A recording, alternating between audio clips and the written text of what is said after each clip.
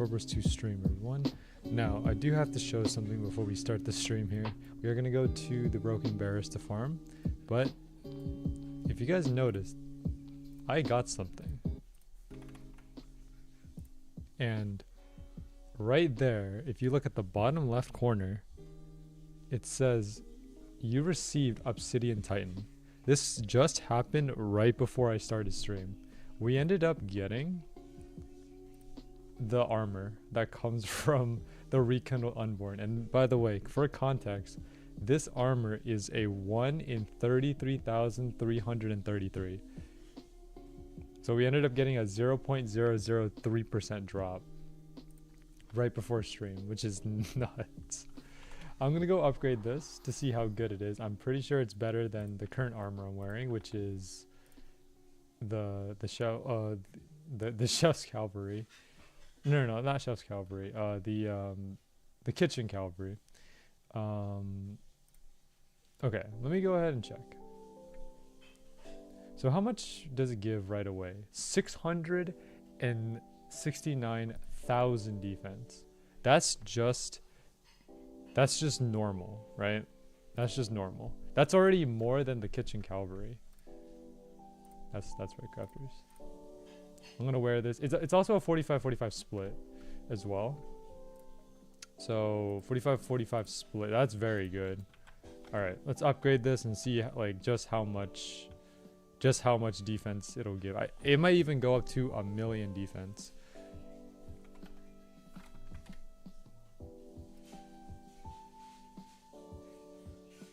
Um, 937,000. Never mind.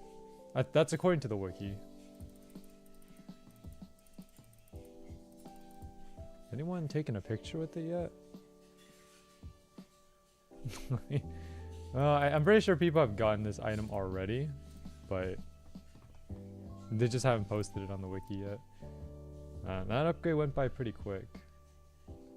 All right, we're just gonna spam the crystals, just because I have way too many crystals anyways, and it's okay.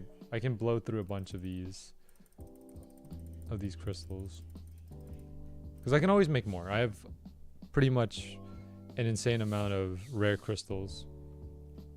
Okay, so we got it to max, plus 20 on the Obsidian Titan. I don't know if this is the best armor in the game at the moment. It could be the best armor. But that's a huge upgrade though. So 937,503. So compared to the, what happened? T-Man, look at the bottom left. You obtained Obsidian Titan. You know how rare this drop is? So I got this right before stream started. Like I was setting up the stream, and then I got it. Like it's a 1 in 33,333. We just got it right before stream. That, man, I can't believe it. You know what? I'll take it. Like, I think having this armor will be very useful. Because I mean, like, take a look at the stats on it. So before I was using Kitchen Cavalry, right?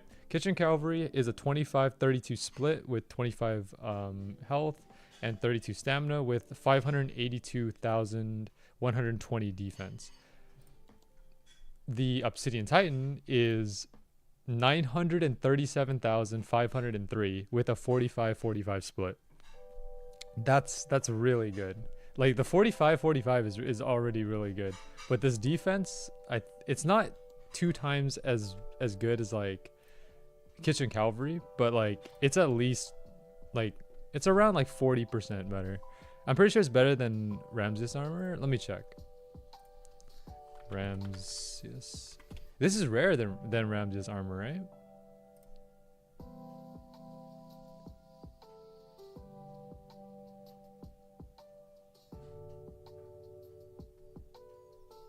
Yeah, it's better than Ramses armor. Ramses armor only gives you 750,000. This one gives you 937. How much does the new the new Asus armor give? Because I know they put Asus. They gave Asus armor.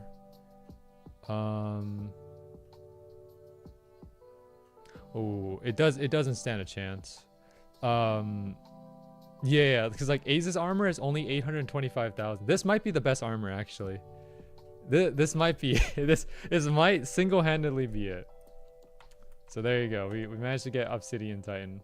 Anyways, I'm heading down to Arcadia to go farm. Gaming? Yo, what's up, Josh? We just ended up getting the best armor in the game. Like anyone tuning in right now, we just got Obsidian Titan right before the stream. It's a 1 in 33,333 chance. There's no pictures on the wiki yet. I'm pretty sure someone already got it and they already have pictures, they just haven't uploaded it.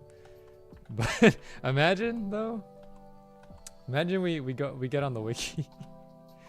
I would like to see what the armor looks like in person though. So let me just go ahead and get some good lighting here. And then put the armor on. I feel like Ramsey's armor, the Desolator and the Obsidian Titan have like, no, they have the same icon. What is it? Okay, so it's not the Desolator. It has the Desolator icon, but it's not the Desolator. So I'm kind of curious what this looks like. First of all, I need to change up the menu. What does it look like? I don't know. What do you guys think? Let me get out of the grass here. What do you guys think? Man, dude, T-Man is not happy about it. Oh man. You know, I think like honestly that this might, if you told me this armor was like from Deep Oaken or something, I would believe you.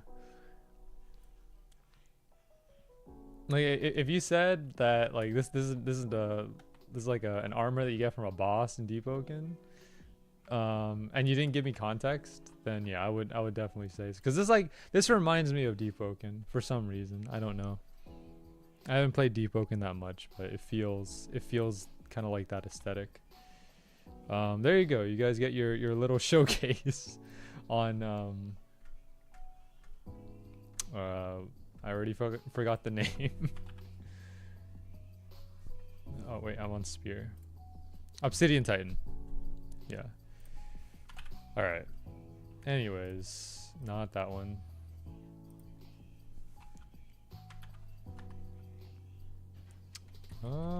Where is my Oculus?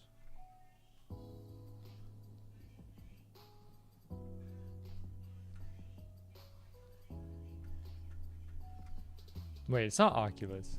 It's Oracle. It's Oracle. There we go. All right. If it's possible, I trade it for one of the weapons. Those are way cooler. Yeah, I mean, honestly, yeah, like using the weapon would be much nicer because like it would let me do more damage. But honestly, I mean, I need the armor for like the stronger boss. Like for example, Asus, right? Whenever I AFK farm Asus, I always end up dying eventually at some point. So just having the armor is nice already. Okay, let's go fight Broken Bearus. We actually have some people here, which is good. So anyways, in terms of what our goal is today, we're going to be trying to get the tribute. Now, we just managed to get a 1 in 33,000, so maybe our luck might have run out already. But who knows? Maybe we'll end up getting the maybe we'll end up getting it today. Oh, wait. Hold on. No way. And whoa, yo, an actual AFK Broken Bearus farm. That's rare. So everyone AFKs right here, and then someone drags the Broken Bearus around around the edge of the arena, and then it comes here. Because Broken Bearus cannot climb back up the arena. It'll get stuck on this wall. That's a smart way of farming it. I like that. Setting it up like this, like, of course, again, it's not a complete AFK because someone has to lure it, but if you do have someone luring it, this makes things much easier to work with.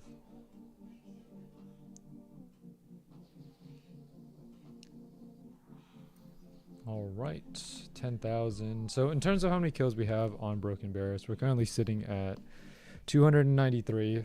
I don't know how long we'll go for today, because this might be my last chance to farm for the tribute before it goes away. If this AFK farm lasts, I might just stay here, but we'll see. Let's see, what else? Any other news that I want to talk about? I was playing Wuthering Waves today. I was doing the holograms, and I finished up all the holograms in Honglong. I don't know if you tried the holograms yet, T-Man, but I managed to finally beat all of the Honglong holograms. I haven't beaten the new holograms yet, the Phantom Pain, but man, so the only reason why I won against those holograms is because I have Brant. Okay, I'm gonna say it right now. Brant single-handedly saved me. Because if I didn't have Brant, I would never have won those holograms. And here's the reason why. Because Brant, like, one of Brant's, I guess, like, attacks, right, is a combo that he does in the air. And the thing about him doing it in the air is that, like, any attacks that are on the ground don't hit him. So he's just floating in the air, and the attacks just, like, you know, they just go below him. So I'm basically invincible for a little bit.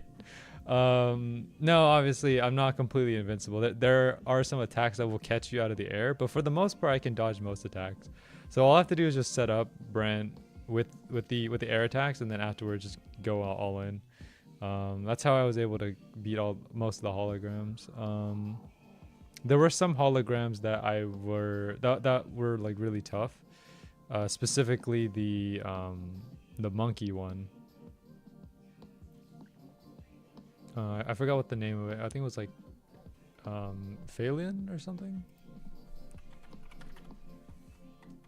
Yeah, Phalian Beringal. The monkey.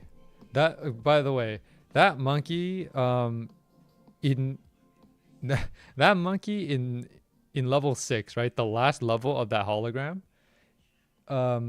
If you don't have like a tank, or at least someone with high HP, he will one-shot you. It is, and I'm not joking about that either. He will one-shot you. And but the thing about the monkey is that, like, he's very easy to dodge. Like, his attacks are pretty easy to read, because there's so much startup to his attack. Because what I'm trying to say is, like, when he attacks, like, you'll know he's gonna attack. It's very obvious. The problem is basically trying to find a window to attack, because obviously if you're attacking, right, then you don't have if you're busy attacking, then you can't dodge. So you want to make sure that you're attacking, like, in the right windows. Like, there's like a window of opportunity where you can, like, attack him, but don't overdo with the attacks, otherwise you're just gonna end up taking damage, and then you just get one shot, which is not fun. But yeah. In other news, let me see. I tried playing Blue Lock Rivals yesterday. After you left, T-Man, I did a solo game. We ended up winning. We won. I'm getting better at shooting the ball against player goalies, specifically because I always fake my shots whenever I have the opportunity to. I'm trying to get to a point where I can play similar to how Josh plays, where Josh has this unique way of like shooting the ball where he delays the shot or he fakes it and then it just goes in. I'm trying to figure out how to do it. And from what I remember, I think Josh like moves from side to side. Like from what I remember, he holds the shot and then like moves from side to side and then either fakes the shot or he shoots it towards the other like direction. I move my camera, I see. Cause like I'm trying to figure out how you do that, Josh. He makes them believe he's gonna fake every time, I see. And then just shoots normally. Got it. Yeah, I'm trying to learn. Like I'm pretty sure I figured out. I mean, this is a dumb thing to say, but like I'm pretty sure I figured out the AI goalie, which everyone has already figured out the AI goalie. Like if you can't score on the AI goalie at this point, then I mean that's kind of a skill issue, honestly. So right now I'm trying to practice shooting against player goalies, and yeah. I remember like Josh, right? Or who was it? Was it Josh or was it T-Man? Which one of you guys like had trouble with the AI goalie at one point? It was one of you guys. And then eventually, you just figure it out. Josh struggled with AI. Okay. Yeah. I mean, looking back now, it's like it's so like those times are so behind now. Cause like the AI is such an easy it's such an easy goalie to score on. Now that you look at it, like back then, yes, it was very difficult if you didn't know, but like now it's just you can score on the AI with any move at this point. For example, I mean you could probably use Kunigami or Shido from mid court and score anyways, because for some reason the AI likes to jump while the ball is on the ground. Which I have no idea what kind of algorithm it's running, but like it's always so funny. Ooh, we got a double drop, Everlasting Vow and Stolen Love. Also, if we end up getting the tribute early, we're probably gonna go to either Azus or the Rekindled Unborn again, and then just farm there. I doubt that we're gonna get it early though. I mean, 1 in 1,500 is still a really difficult chance, so I doubt we'll get it early. But I mean, we'll try our best. Try our best.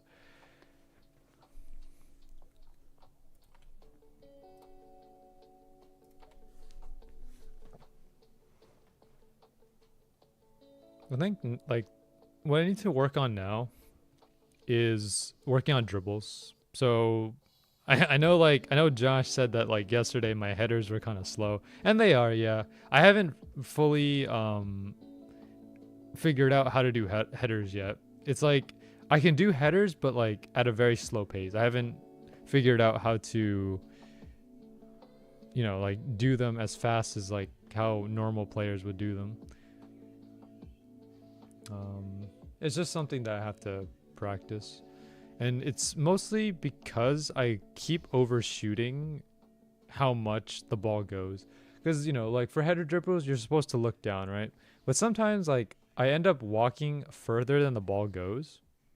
So I have to, like, back up and then, find the right position again. So, I don't know. It's something that I'll have to figure out. I think shooting is okay. I'm like decent at shooting. Passing is something I still have to kind of get used to. Obviously perfect pass is a thing, but my normal passes aren't that great, at least not yet. Because most of the time passing isn't your fault. I think like I want to get to a point where I can at least put the ball like right next to them. like it's fine if I don't just if I don't put the ball on top of them, but like at least next to them, because some of the passes that you've seen in the past that I've done to you, man, like you've noticed that like I either overshoot the pass really far, or I end up shorting the pass, and then they just end up getting stolen, which is not good. Shooting normally to pass is easier to stop. I see. Yeah, like the quick pass is very clunky. I don't know how it exactly works, because I know like it's supposed to target the player that you're looking at, but at the same time it doesn't really do that all the time. It's very buggy.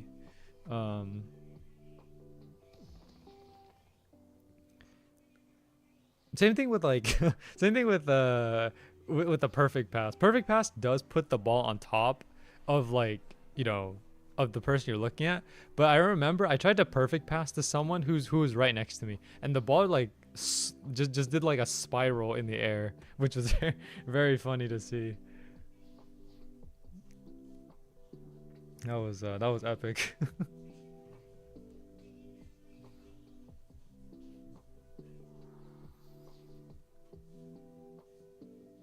Yeah, like my goal in I think this is possible, but it's just gonna be really hard. I think my goal in Blue Lock Rivals is to try to get more assists than shots, or more assists than goals. Which, I mean, assists don't count unless like unless they shoot the ball right out the pass. So it's gonna be tough getting assists. But that just like getting more assists than goals just kind of shows that like I'm more of a support player than I am like a forward.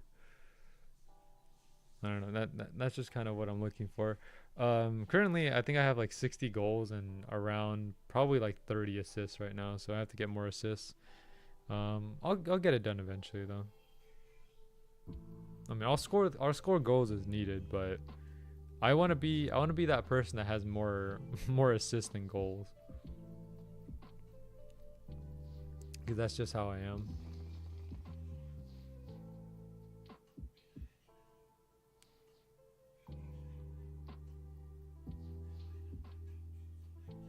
If I'm playing without boy or teammate, I usually pass instead of scoring. Okay, that's interesting, Josh, because usually like I feel like you're the type of person that just takes the game into your own hands. Like you just take the ball and just start you know, doing your dribbles and stuff and just scoring the ball. It's kind of unusual like to see you passing the ball, because I mean, yes, you don't trust your teammates to stay back and defend, but you also don't trust your teammates to be able to score either. or hold on to the ball, you know. It's like because of the way I am, I always pass the ball, like no matter what. Even if I know the person, like my teammate, the one I'm passing to, is not gonna hold on to the ball for that long, I'll still give him a chance, because like, you know, I know how it feels to be like that person that like never receives the ball. You just stand there like on the opposite side of the court, just waiting for the ball to be passed to you, and they never pass. I know how that feels. So that's why I want to give people a chance. Even if it's like for a couple seconds, I just give them that chance for them to feel like they're a part of the game.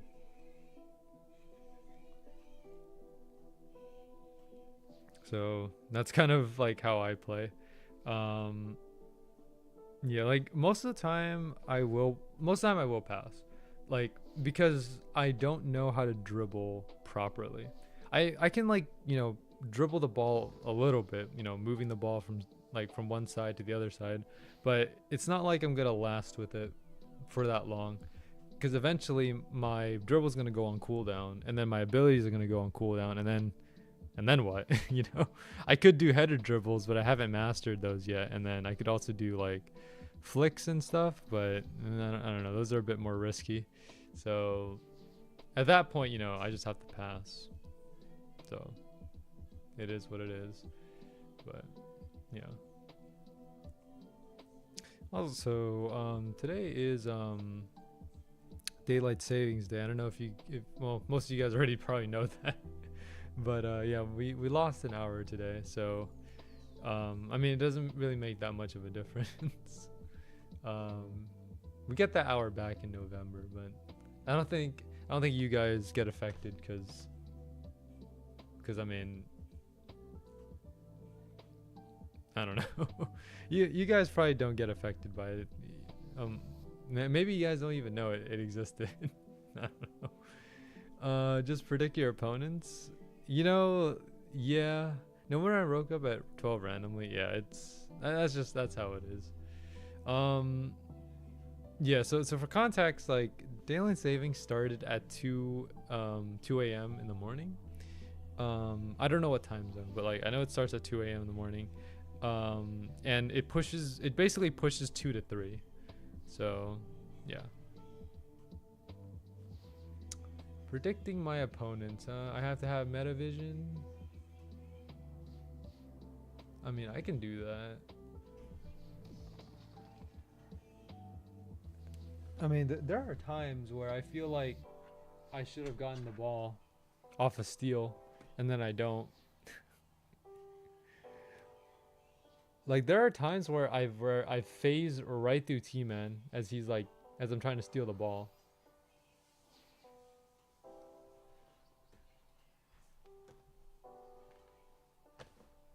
I have metavision, so I can fumble the ball in style. Right on, Josh. Yeah, good for you, man. Good for you.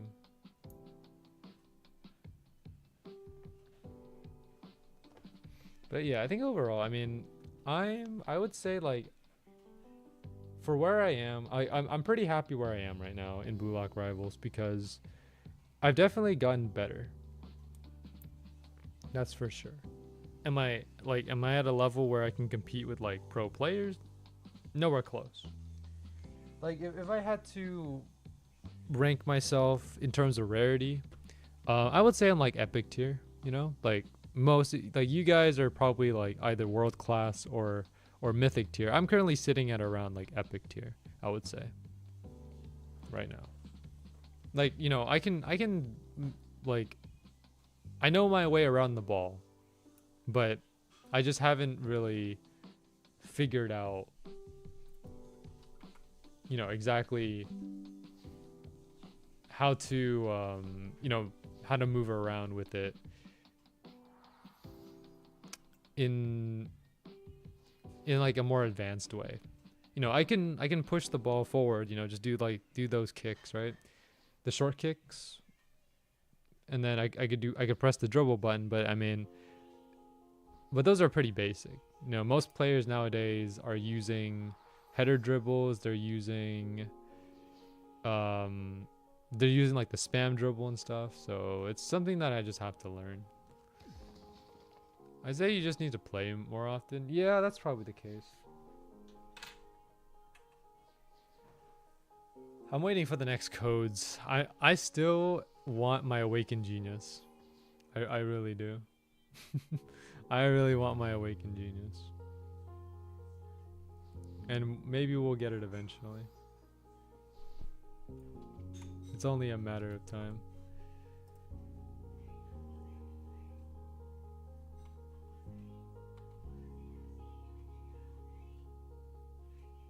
Like, always compare yourself to the pros, the game.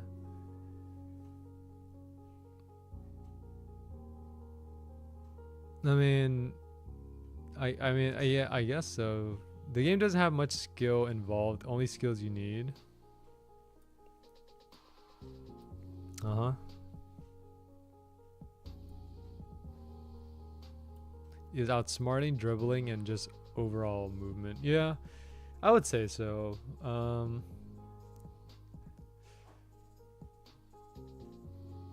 Let's see. I've sadly gotten to max level on Swordburst 3 in under 2 days. Vision, you make that sound like it's a bad thing. I mean, hey, you know, Swordburst 3, I mean, yeah, Swordburst 3, like, leveling is very easy. You don't even have to, like, try too hard to level up. You can level up pretty much anywhere. Swordburst 3 leveling super fast. That, yeah. Unfortunately, though, the game doesn't really have that much content going on. I don't think it's updated for months now. So I don't know when we're gonna get our next Swordburst 3 update, but it's whatever. Sad part is I farmed the floor 1 boss. And you know, I think that's fine. Like, it just goes to show that the game is very it shows that the game is very helpful in terms of getting you to like that max level. And I mean, you know, in terms of difficulty, Swordburst 3 is not that hard. It's really not. The only difficult thing about it is maybe like some of the bosses that have like these attacks that might do a lot of damage to you, but like it's not that hard. It's really not. Like, I think the most trouble I've ever had in Swordburst 3 was Fire Hagan. I'm sure like you guys know, if you've been here for my Swordburst 3 streams, Fire Hagan has traumatized me in the Abyss Tower. Bro is way too like, dude, I remember I spent like half an hour trying to beat Fire Hagan. And I eventually did beat him because you figure out the attack patterns and it's very easy to beat him.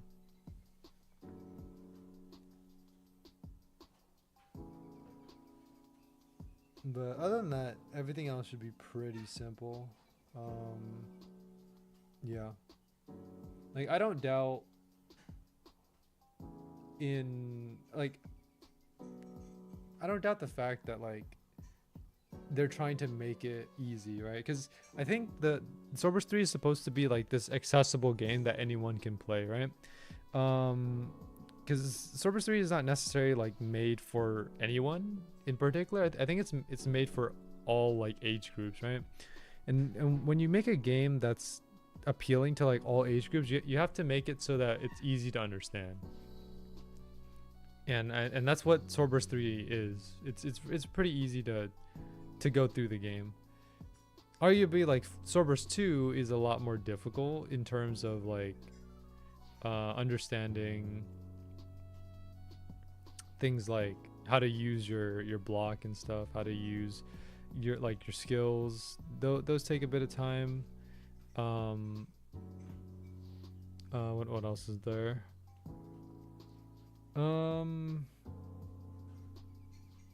Getting crystals, upgrading, doing quests. I don't know. I feel like there's a bit more difficulty in Swordburst 2.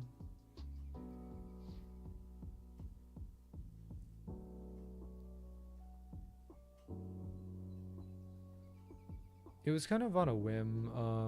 I guess like me playing Swordburst 3. At first, like I just played it because, you know, it's Swordburst 3.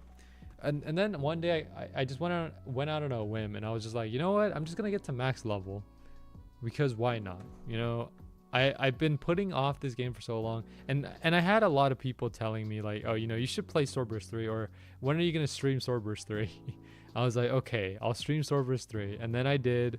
I got to max level, and now we're here. Every time Swordburst 3 updated, I made a new stream. So I streamed when the Halloween update was out. I streamed when the Christmas update was out, and I streamed when the Floor 7 update came out. So yeah, it's hard finding games to play on Roblox.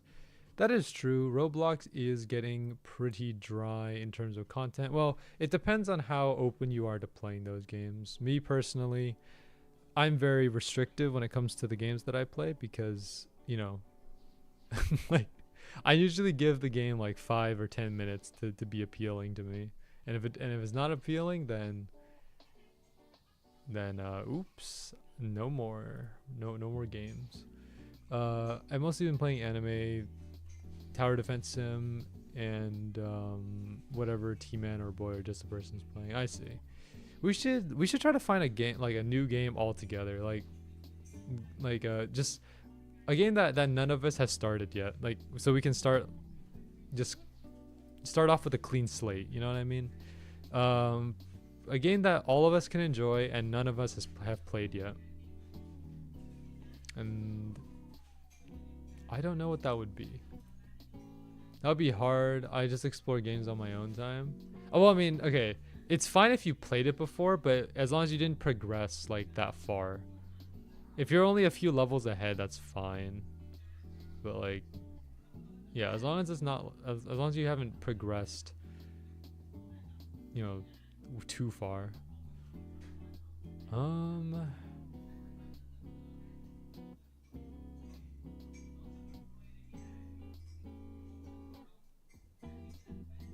Guys, we should play Super Striker League.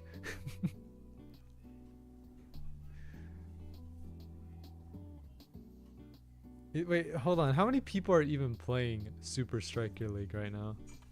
Do we have people? Super Striker League.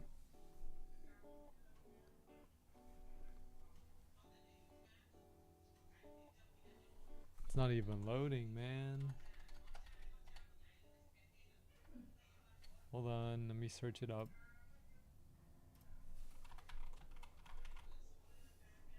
Super Striker League has 300 people playing. That's not bad. That's about like that's about Swordburst 3 level. What is Josh doing? AA, nice. I just tried Arise crossover for the first time and it's mid. Nice. We could all start new slots in Runeslayer, maybe. I have yet to play Runeslayer on my own. I mean, I'm gonna probably go into Runeslayer, playing it like how I played Deep Oaken, because Deep Oaken is the only other parry game that I know. I'm gonna do the Trial of One in Runeslayer.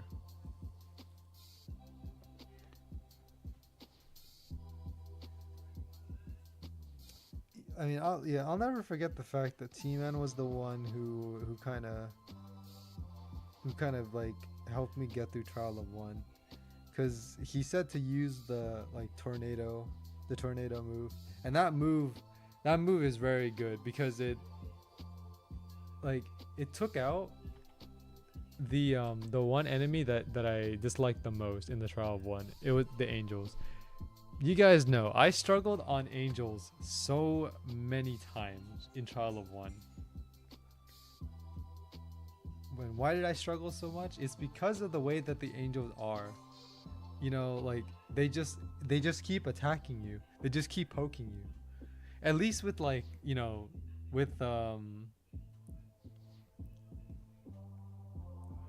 the Sharko, right?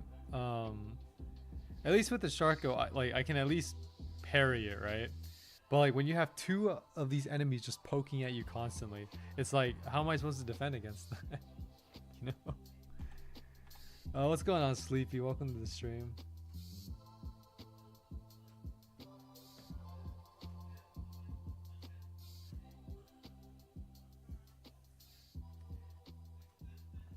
The thing about okay, so the thing about the Enforcer is that Enforcer is okay.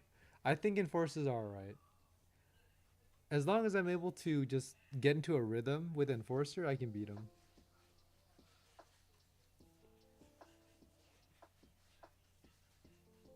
I don't even know if I could beat a Sharko if I went back to Deep Oaken right now. It's been so long since I played it that I might have... All I remember about Deep Oaken is that Sharko does the 2 slashes, and then afterwards he does 1 slash and then a kick. That's what I remember. Okay, let me think what the Trial of One consists of. I think it's what is it? It's the parry check first of all, and then after the parry check is over, it turns into the Sharko, and then after the Sharko it turns into the Golem, and then the Golem goes into the the Thresher, I think that's what it's called. And then Thresher turns into Angels. Angels turns into Enforcer. Enforcer turns into Sand Golem. And Sand Golem turns into the final boss, Sharko. I'm pretty sure it's changed now, right? Like Trial of 1 is no longer those enemies. I hate Sand Golem. Josh, I beat Sand Golem on my first try. I had never beat Sand Golem before. But like the first time I encountered Sand Golem in the Trial of 1, I beat him on the first try. You and I are kind of like polar opposites on this one, Josh. Cause like you're struggling on Sand Golem, which is what I managed to get through on my first try, but I'm struggling on Angels, which like, you know, I'm struggling on his rework. I see. It's like his animations are so weird. You know, well, you'll figure it out, Josh. That's what it's all about, right? It's all about figuring it out. I always struggled with Enforcer. Yeah, like Enforcer has always been like I struggled on Enforcer too, but Enforcer never made me as angry as the Angels did. The Angels are by far the worst enemies in that Trial of 1. By far. No other enemy in that Trial of 1 compares to the Angels.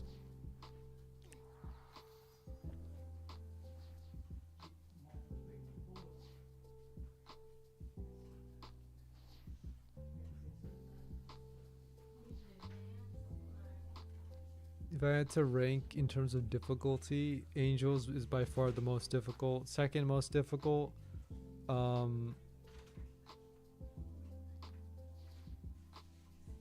Enforcer. Enforcer would be the second most difficult for me. Third most difficult, probably the I'm gonna categorize the Sharkos, both the Sharkos, into one category. So most difficult. Ooh, we got Empty Embrace. Most difficult, Angels. Second most difficult, Enforcer. Third most difficult,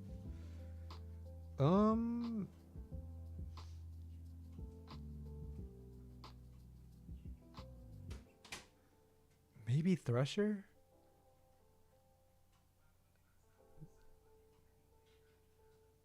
Maybe Thresher, and then fourth most difficult, I think like normal Golem. Fifth, Sand Golem. Sixth, Sharko. I think that's my list. Yeah, Sharko's by far the easiest one.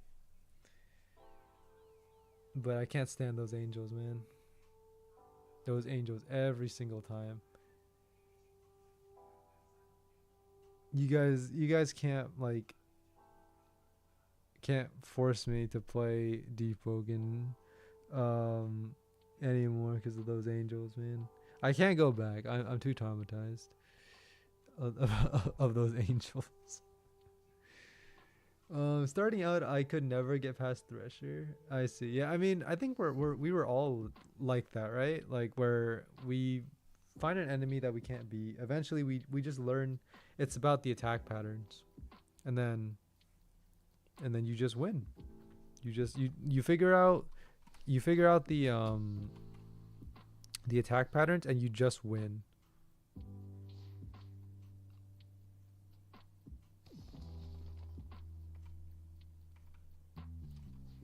I remember getting a bunch of DMs from Josh about like Purple Cloud, or like the enemy who has Purple Cloud.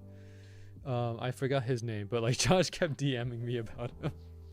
And it was funny because Josh would be struggling on this one enemy. I'll be just like, you got it, Josh. You get him. And then he comes back the next day. He's like, man, this is hard. It's funny. It's too funny. Maestro. Yeah, that was the name of the. Yeah. Maestro.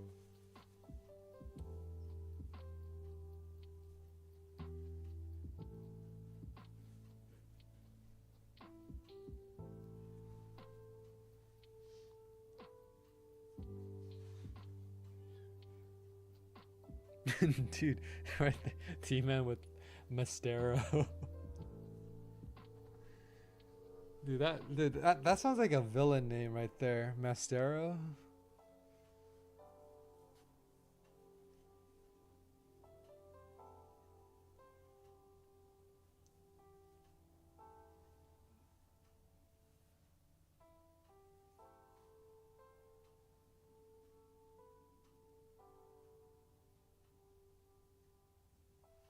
I think I've said this before, but I do like some anime villains, but it's a very like they have to follow a specific criteria, um, because like I like villains that have purpose, right?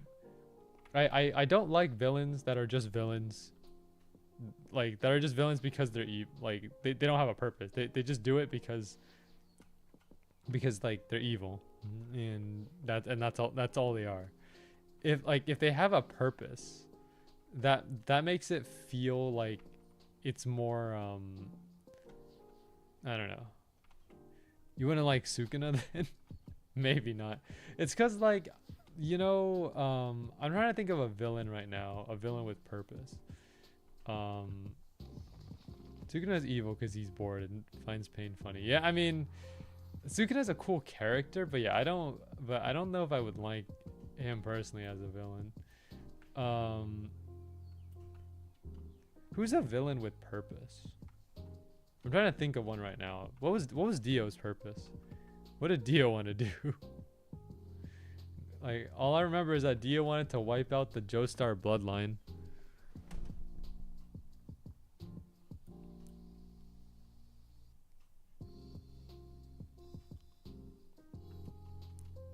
Oh yeah, I just learned about this today. There's actually a JoJo Part 9 called JoJo Lands. I think that's what it's called. Yeah, the JoJo Lands. This is Part 9.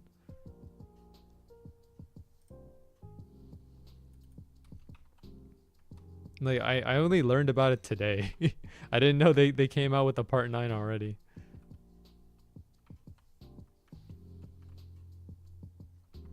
Dude, it's targeting me. It's been publishing for a while now. Oh, okay, I see. Yeah, like the last thing I remembered was Jojo Lion or Jojo Leon, whichever you call it. Jojo Lands. Who's the protagonist of Jojo Lands? What's his name? Jodio. Whoa, we went from Jotaro to Joe Dio. Whoa, man, that's crazy. We started with Jonathan, then we went to Joseph, Jotaro, Josuke, Giorno, Jolene, Johnny, back to Josuke for part 8, and now we're at Joe Dio.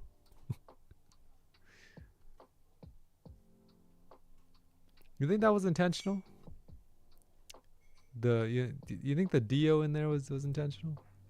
I don't know anything about JoJo Land, so yeah. I can't wait for Steel Ball Run though. I know Josh is gonna be all over Steel Ball Run. Bro is hyped for Johnny Joestar.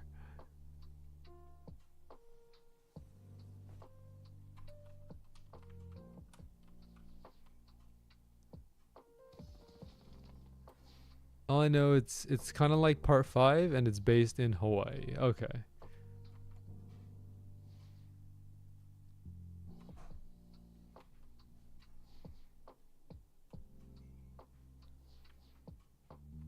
Okay, hold on. Let me get this straight here. Where was part 1 taking place? Was it like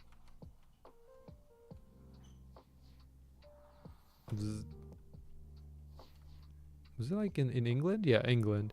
Part 2 was in New York? I don't know about that one. I remember hearing something about New York in part 2. Part 2 was everywhere? Okay. Part 3 was obviously in it started in Japan and then eventually went to Egypt. Part 4 was in Japan. Part 5 was in Italy. Venice. I think Venice specifically. Right? And then part 6. Where was part 6? Was part 6 in America? Florida. Okay. And then part 7, I don't know anything about part 7. Part 7, part 8. I mean, if part 8 might just be back in Japan again, and then part 9 in Hawaii. Johnny Joestar. My favorite Joestar will still always be Joseph Joestar. Like, man, like nothing can top. For me, nothing can top Joseph Joestar. He's too goofy, and I like goofy.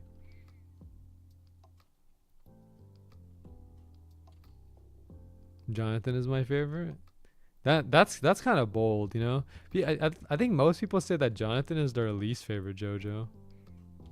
Because most people find him pretty boring, you know. Like a lot of people say Jotaro is their favorite JoJo or Giorno is their favorite JoJo.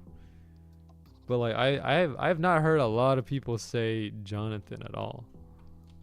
Jonathan is like a niche pick. Boring don't mean bad. So like what do you like about him, Josh? Sell me on Jonathan. What do you like about him?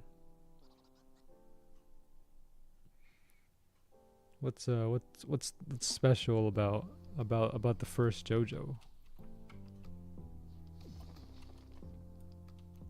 Goodbye, JoJo. He's just trying to be different. His story had the best conclusion, in my opinion. He died. His conclusion was dying. He died on he died to Dio, bro. It was a sad death. Could you imagine, like, if Jonathan lived, how different the JoJo timeline would be? I don't think it would be that different, but I mean, still. If he lived, Dio would be gone. That is true, yeah. Jotaro wouldn't have had to do any. Well, Jotaro would have probably just remained a bully. Honestly. Like the only reason why Jotaro went to Egypt was to defeat Dio so that he could save his mother. That's the only reason why he went to Egypt. But if Dio's not around, then there's no point in him going to Egypt.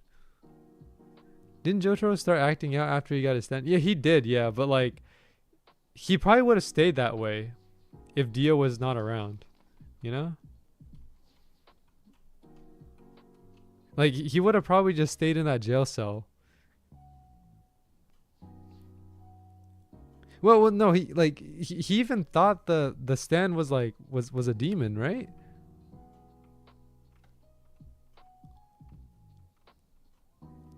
Like I remember Jotaro saying it's like he thought his stand was a demon or something. Which I mean, I don't know, man. Star Platinum does look kind of demonic in some sense. He's purple.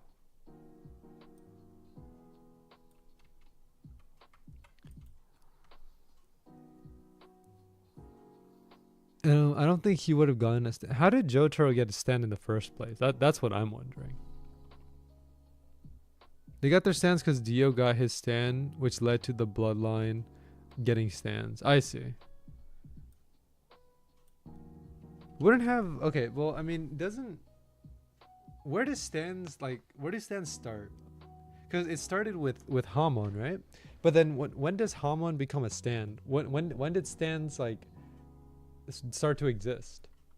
Because, I mean, they started in part 3, but, like, I don't think did we ever learn how stands came to be? That's the thing. That's what I'm wondering. They just kind of appeared out of nowhere. The arrow or the meteor? Yeah, the arrow. Like, the arrow is a big emphasis in, like, in part 5. And part 4 too, because I remember, I think Koichi got his stand from an arrow that Okuyasu's brother shot at him.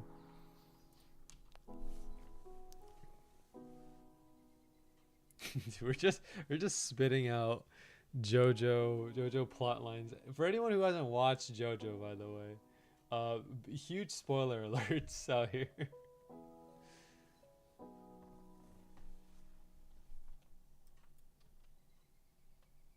And if you haven't watched JoJo, you should. Not like, you know, just, you don't have to, like, just like watch it unironically. Who is JoJo?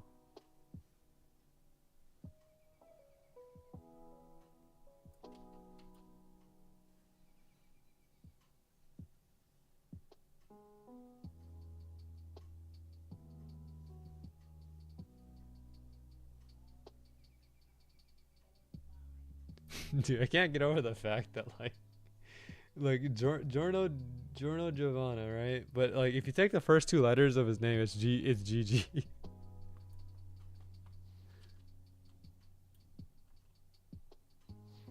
And I think that's kind of funny.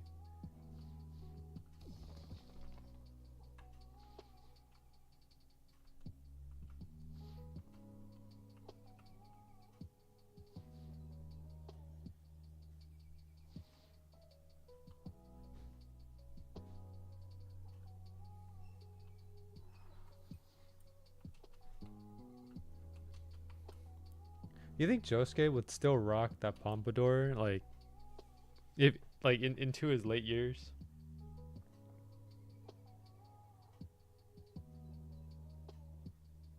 He's just imagine, like, Josuke is like 80 years old. He's still wearing that pompadour. He would go bald, but still find a way to wear it. He'd use a wig. Trying to recreate that hairstyle with a wig seems very difficult to do.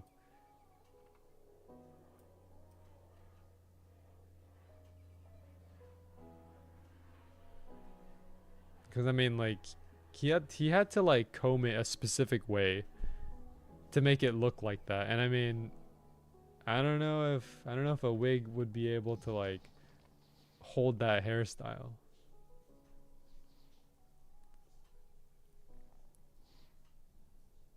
But I always find it funny. Like, I like that they included the fact that, like, that Josuke just goes berserk whenever you talk about his hair. That was always, like, a fun detail for me. I like that about his character because it made him a bit unique, you know?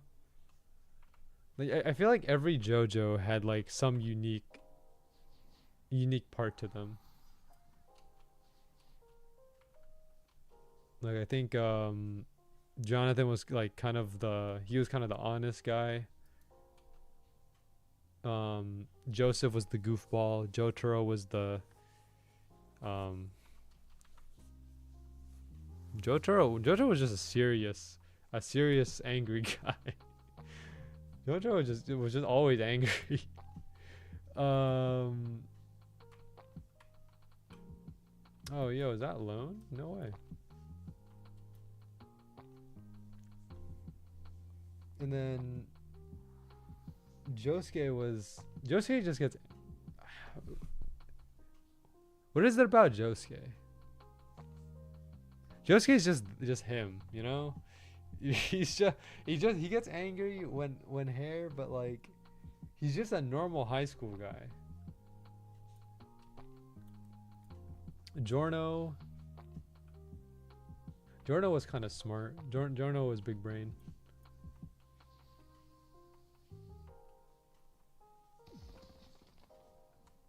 I don't know, man. Josuke's a crash out. Wow. What a description.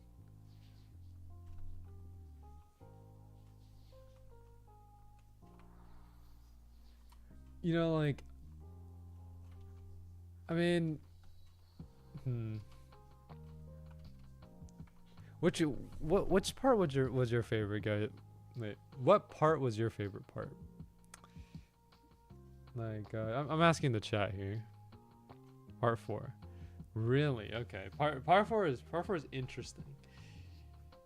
I rewatched it like 6 times. Okay, because like I've heard people say that part 4 is boring until it gets to Kira. Like people say like that, like they didn't like part 4 until Kira actually showed up. That's like the general consensus that I heard.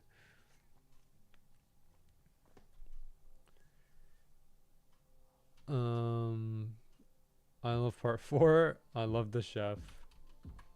The chef's funny. Dude, I think everyone thought the chef was evil at first. Hey man, bro's just trying to like heal people, man. He's just trying to help people. But the way that they portrayed it, I mean, I think it was intentional for them to portray it like that, to make it look like the chef was evil.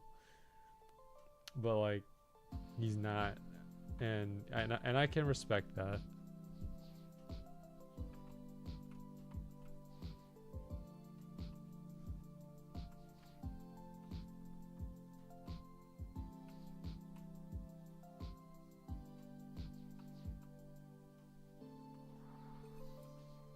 Oh, I got Aphrodite Sting. No way.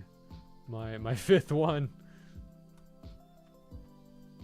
And a bunch of Everlasting Vows. I can't with these Everlasting Vows.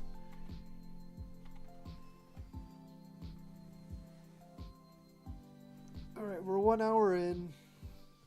Let's see if we can get tribute within the 2nd hour.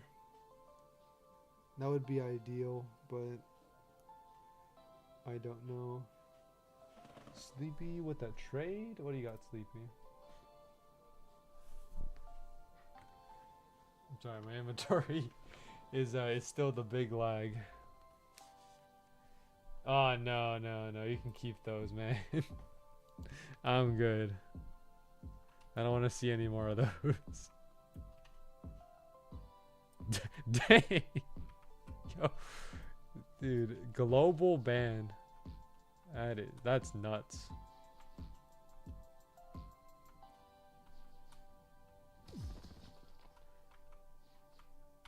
Alone, you got a way to AFK farm this? I know you have like your ways of setting up AFK farms.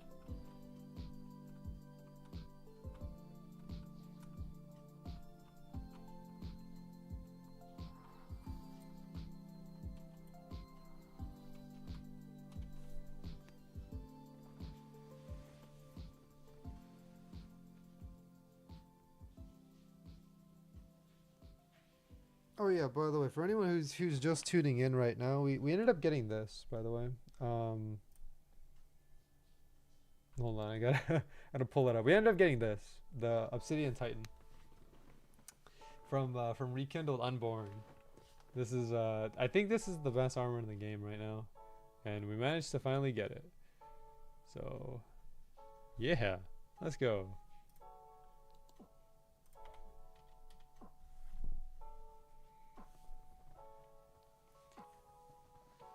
Game good. I think like Swordburst 2 has always been a game that has always kind of waited to give me good stuff. It never gives me the good stuff right away. It always kind of holds it back, and then eventually I get the good stuff.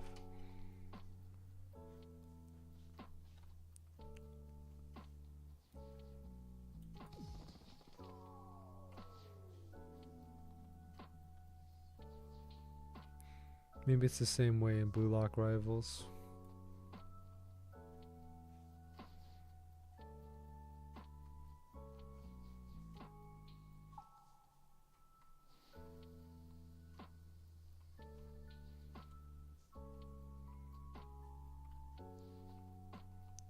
Guys, you guys think I'm coping or not coping? Copium, dude. Like, I'm trying really hard to get Awakened Genius, and I think I'll get it eventually. Maybe like, the more I think about it, the more I think it's copium. But maybe, just maybe, we'll be able to get it one day.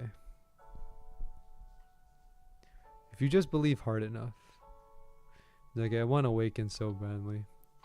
You and me both, Josh.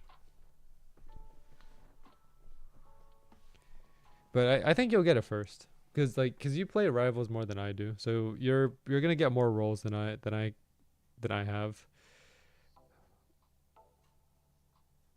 I don't know. Maybe I'll get it first. I look. I'm depending solely on codes to get my rolls, because I don't play enough to do the dailies and stuff. So it's mostly coming from the codes. And the codes, I mean, the codes do come often. They just don't come like that often, or at least not. I mean, you know, I think they come like once a week. But I guess that makes a lot of sense. What is that damage?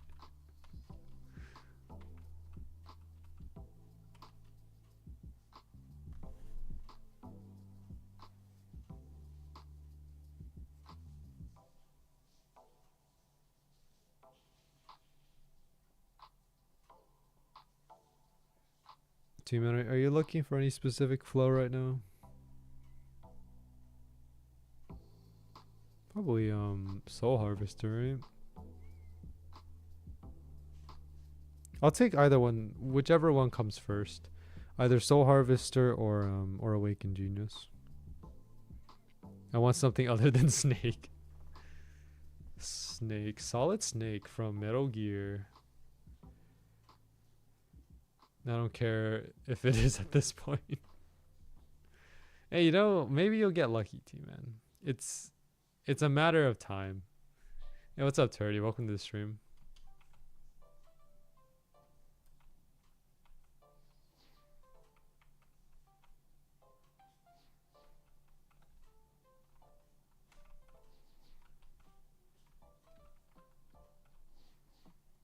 T-Man, I pray you get 5 snakes in a row. Josh, man, you know, like, be careful what you wish for, Josh. It might happen. Might not happen to T-Man, might happen to you. And that would be funny.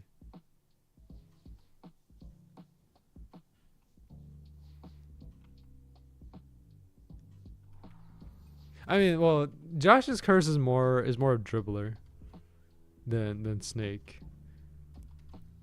Yeah, because I've seen Josh get dribbler so many times.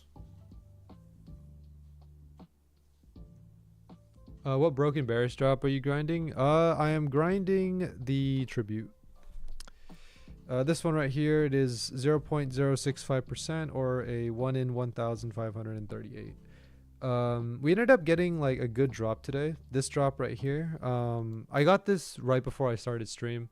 It is the Obsidian Titan, which is the armor that you get from the Rekindle Unborn. It is this one's a 1 in 33,333. So I think it's like a 0.003% chance. So yeah, I mean that's our best drop today. How many kills do you have on broken? Not much. 325. Compared to like other people, I feel like other people have like over 1,000. It's cause like I haven't had that much time to farm. I can only farm broken Bearus on the weekends, and I think this is the last weekend before they remove the Valentine's event. because Yato did say 2 weeks, right? So this is like if it is indeed 2 weeks, then it ends by Tuesday. Tuesday will be the last day.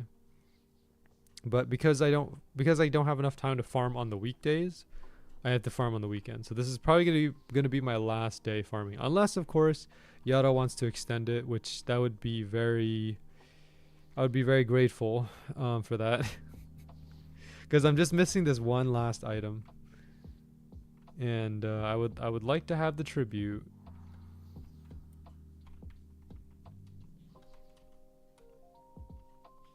Best drop I've ever gotten was Chaos. Nice. Chaos is a pretty good drop. I still need to get myself one. Funny story, since March 1st, I gotten Cupid's Heartbreak Scythe in about maybe 21 kills. Wow. That's impressive, Kirby. Your luck must be pretty insane. I can't say the same for myself. I mean, well, okay.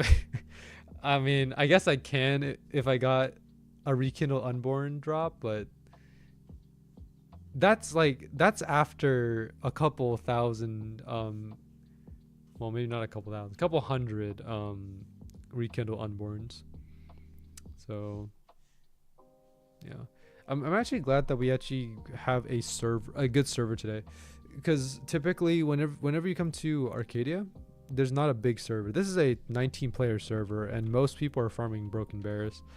At last stream, me and T-Man were duoing Broken Bearus. There was no one here. By the end of the stream, we had a lot more people, but I'm glad that we actually have a decent start this time. Is Rekindle Unborn AFKable overnight? Yeah, you can. As long as you don't die or get pushed around, then you should be okay. You can do it overnight. And Rekindle Unborn, I think, is like one of the best sources of Vel to AFK as well. Like, you can AFK either Azus or Unborn, but I think Unborn gives a little bit more Vel. So yeah, honestly, for me, I was still after Spirit Blossom, but I was still doing Krampus for the Mystic Saber longswords. I see. I'm not even gonna try for the 1 in 50k drop. You might end up getting it. You never know. I mean, look, I didn't expect to get myself Obsidian Titan, and here we are. So who knows? You might end up actually getting it.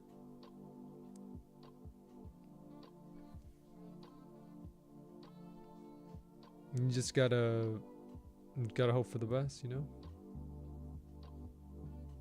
How much defense is that armor? 900,000. 937,503 with a 45-45 split on health and stamina. This is like, if the defense is already good, but like the stats here, the stats here are great. Like 45-45 is pretty good.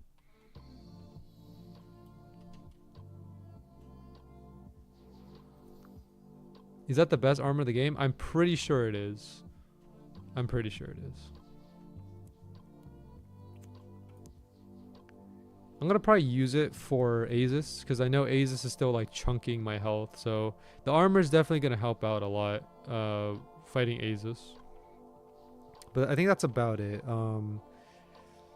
Atheon Nuke will probably still one-shot me, because Atheon Nuke just does that.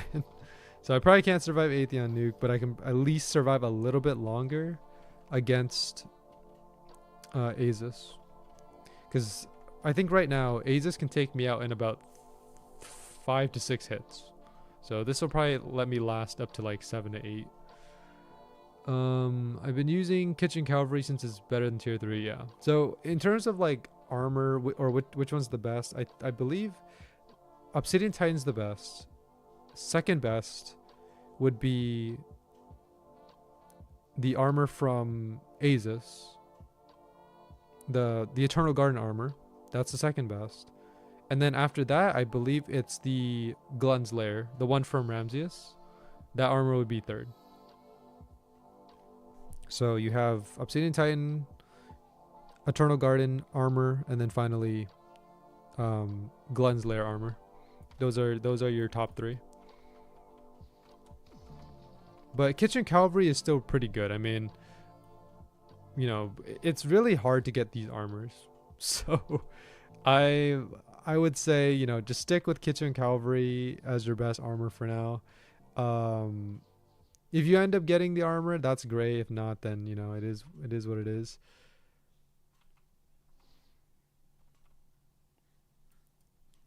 Because like Kitchen Cavalry will pretty much let you survive most of the game. Because you don't exactly need 900,000 defense. There's not a lot of enemies that can like chunk your health with a Kitchen Cavalry on. Maybe on like floor 12 or something, but most enemies, like, you can farm most enemies just fine with the Kitchen Cavalry. I still die when I try to AFK A's. Yeah, that's the thing. That's the reason why I upgraded this armor immediately, because I need it for A's. Because for some reason, like at some point in time, I just end up getting destroyed by A's. I don't know how it happened.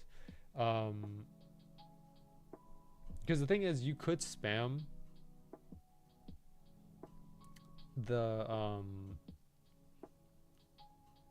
the healing skill, Mending Spirit, but like eventually if you spam it enough, it just starts to lag the game. I'm using double Chaos Bringer too. Oh, okay, I see. I still need to get my hands on them. I have like over 40,000 kills on one of the Blossom Knights and still have not received a single Chaos Bringer. I used to farm a lot on Eternal Garden, but I switched to doing Rekindle because Rekindle just gives more Vel.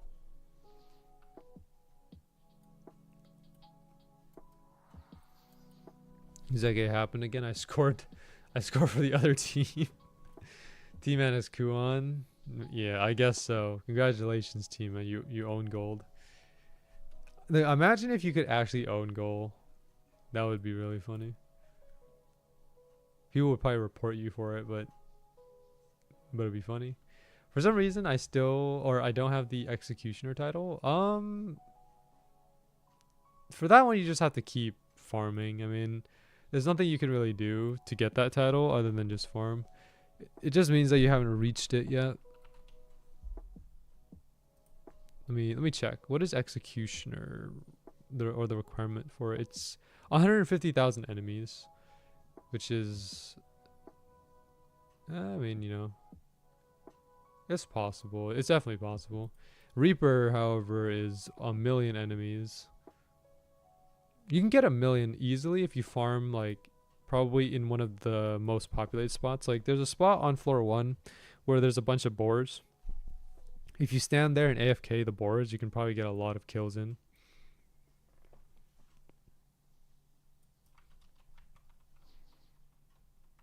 Yada was doing an event the other day. I think he was giving out Angel's Grace, which was pretty interesting. I haven't heard about Angel's Grace in a while, but I know someone has Angel's Grace. But I'm not getting it. It's not happening. I want to beat up Yato. Man, you and Yato team, man, like you have some real beef with him. Or the night room in floor 1, they spawn fast. Yeah, that too. You can do that too. Well, like whichever area has like a lot of enemies in there, you could just use the bat skill and just run through the room and just get a bunch of enemy kills. Every time they announce someone dropped angels, it turns out to be a lie. I don't trust this newest one. What the event that he hosted? I feel like that's legitimate, no? Because like he was the one who hosted the event. He's the one who posted about it. No, before? Okay. I don't know. Like it's hard to verify. Like unless you see them actually equip Angel's Grace, like I don't trust it until I see it for myself. You got a spare like Aphrodite's Sting? I have a lot, if that's what you're looking for.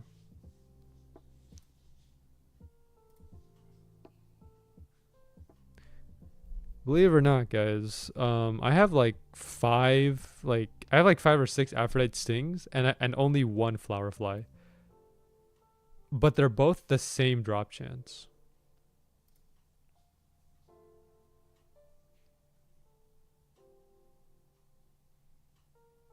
Dang, all these contributors with their unique names. Hold on, let me get my credit on the Bearus first, and then I'll trade you.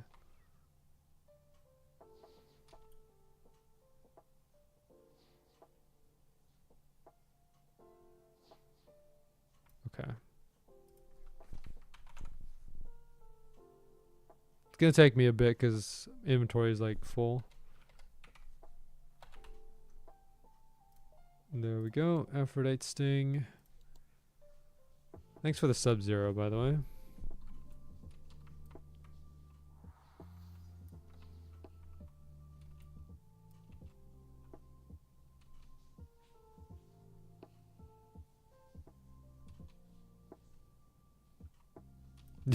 T-Man, don't do that, T-Man. Don't do that.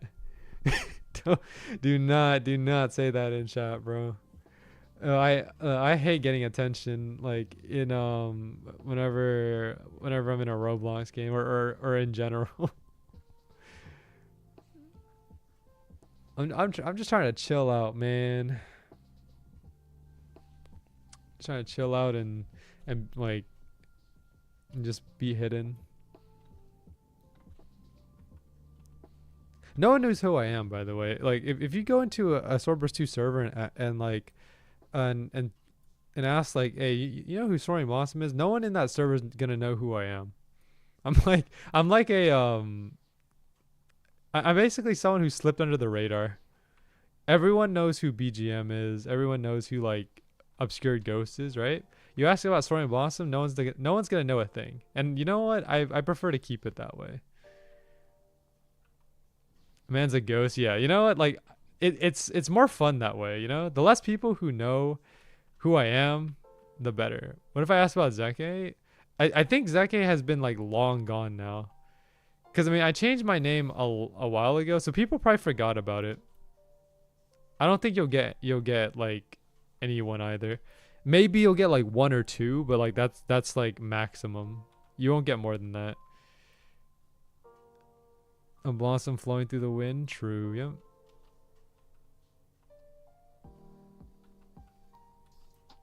What have you asked about FaZe? No one's gonna know who FaZe is, dude. I guarantee that. BGM is the only one who knows. So, okay. Most people, right? I think like 90% of people call me Zeke. BGM is like the only person who calls me FaZe. And then there are some people who call me Soaring. But yeah, like most of you guys have come from the Zeke era. Or Aetherios. Aetherios is a nobody. Yeah, I stopped doing content, so now I just play to just chill. I see. Yeah, I've been trying to catch like one of your streams, like Kirby, because like I know like you used to stream and stuff. So like I tried my best to try to like tune into one of your streams, but I always missed it.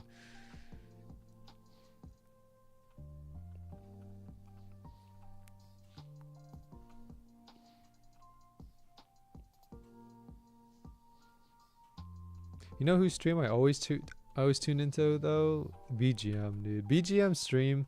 it's so funny. Because like I think BGM has been trying to like do other stuff outside of Swordburst 2. And so he made a community post, right? And BGM asked his audience like, hey, you know, what do you want me to stream, right? And people in the comments were like, hey, you should stream Swordburst too. And BGM got so annoyed at it because like he's been trying to stay away from it, but he can never escape Swordburst 2. The man is trapped in the game. He can't escape from it. And you know what? I'm the same way. I can't escape from Swordburst 2 either. But I think that'll change in the summer. I have something planned in the summer. We need to come together as a community and mass support Swordburst 2. I don't think that'll work. I mean, you know, if anything, that'll just make you a villain.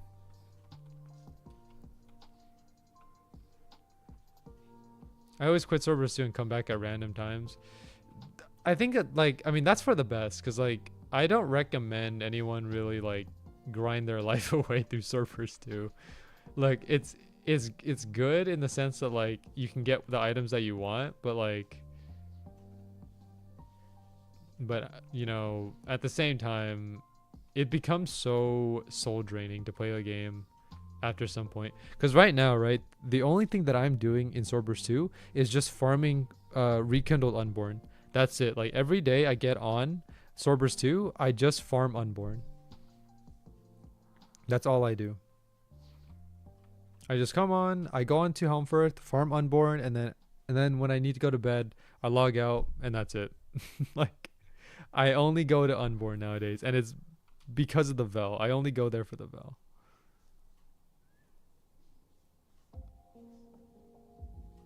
I haven't farmed any of the ghosts, Turdy. Like, I didn't spend too much time doing the winter event this time.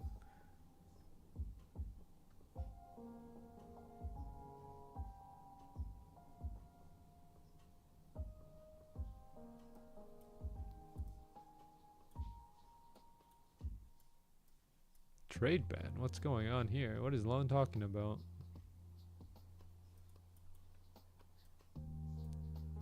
We need to come together as a community and mass support T-Man for ongoing.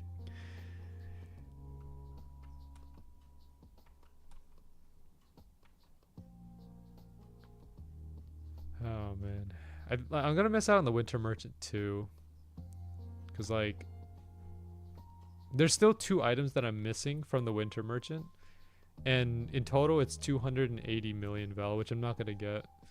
Yato said he was gonna change the merchant like this week, so it's gonna be tough. What sword am I using? I'm using the Oracle,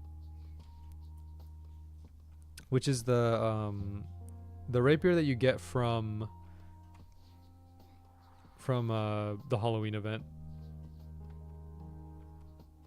This week, man, yeah, you're always making time. Well, I mean, like, if you read the contributor server, that's what he said.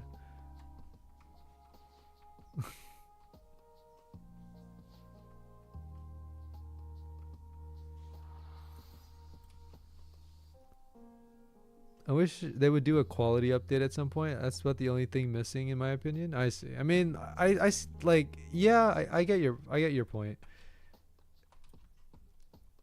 There's definitely a lot of things that could be added into the game, like for quality of life, or just like quality in general. I'm still trying to grind Vel for the limited katana. I see.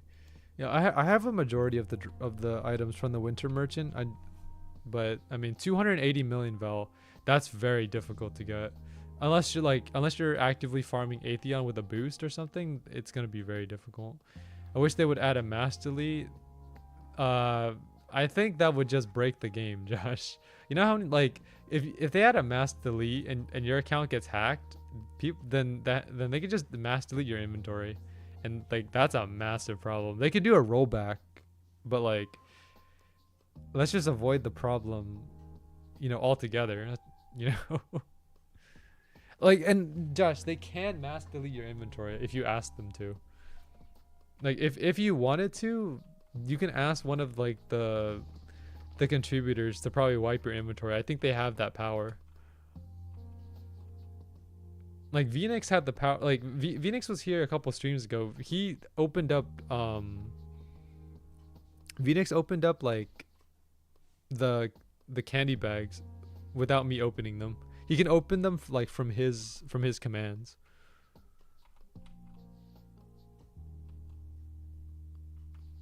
Let's see, if you're getting hacked in the first place, you already have an issue.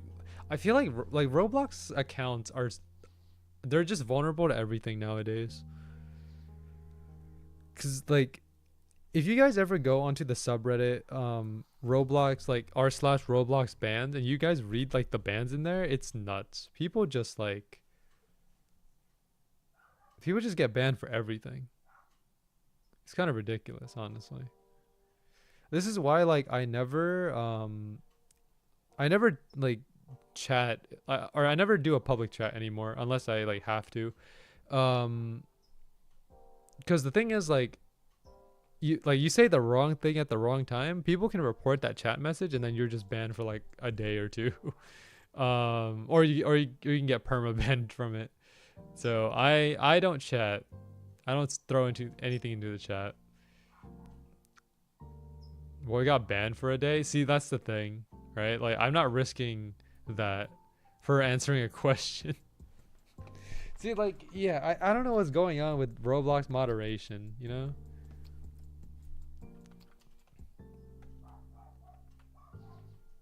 And the thing about getting your Roblox account hacked as well is that like it doesn't just come from password. It also comes from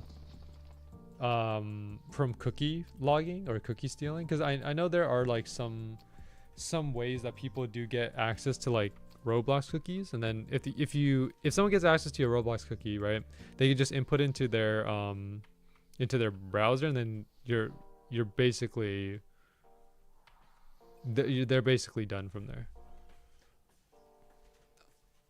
which is like, you know, because like basically Roblox cookies are like session tokens, right? So why does this drop candy bag? Candy bag drops from everything. Halloween event is over, but the candy still drop.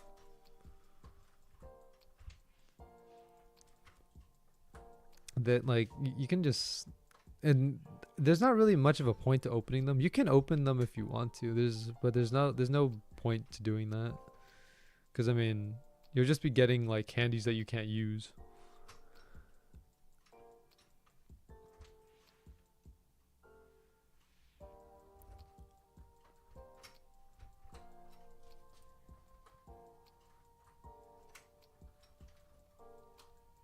That's the dumbest thing I've ever heard.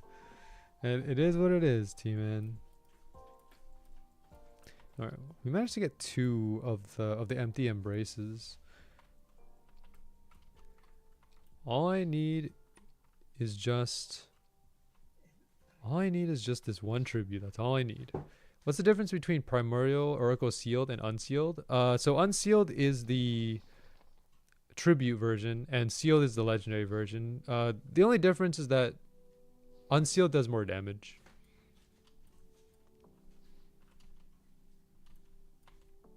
And like the crit rate on Unsealed is kind of crazy. Like I'll show you the crit in a bit. It's 50%. So that means like every other hit you're basically critting. So if I open up the rapier category here, right? Oracle right here, Primordial Oracle. It does 68,000 damage because it scales with the level. Crit rate you can see here is 50%. So that means like every other hit or half the hits that you're doing, you're dealing 136,000 damage, which is pretty good. I mean, like for a weapon like that, I mean, how much does that sword go for? I don't think it's tradable. It's not tradable. You have to craft it. You had to craft it during the Halloween event. Like, yeah, you can basically see right here. There's tradable is no. So you can trade for the sealed version though, but the unsealed you have to craft.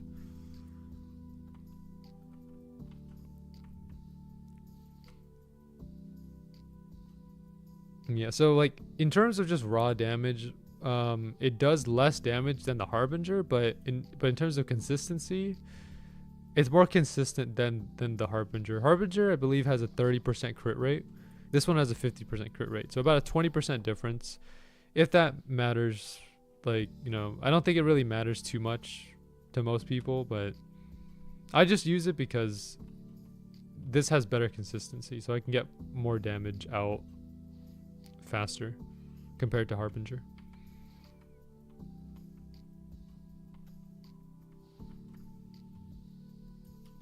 And then you pair that with the pumpkin as well, because right now I'm currently using the pumpkin pet. Most people are using pumpkin pet. This pumpkin's came in clutch here, because like this gives lifesteal and a little bit of speed.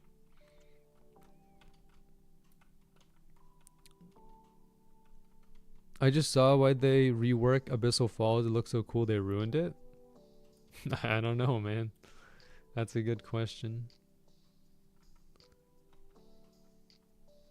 Like they did with Frozen Euphoria. You know, reworks will be reworks. I probably should have grinded that event. Christmas lame. I mean, like yeah, the winter event is like is okay. Halloween event was definitely like a massive grind. I'm still living through the trauma of like of those upper wings. Those upper wings, man, were the most brutal thing to farm for during that Halloween event. Keep in mind that like I was running a 3 times boost pretty much almost the entire event. And I couldn't get my hands on like upper wings.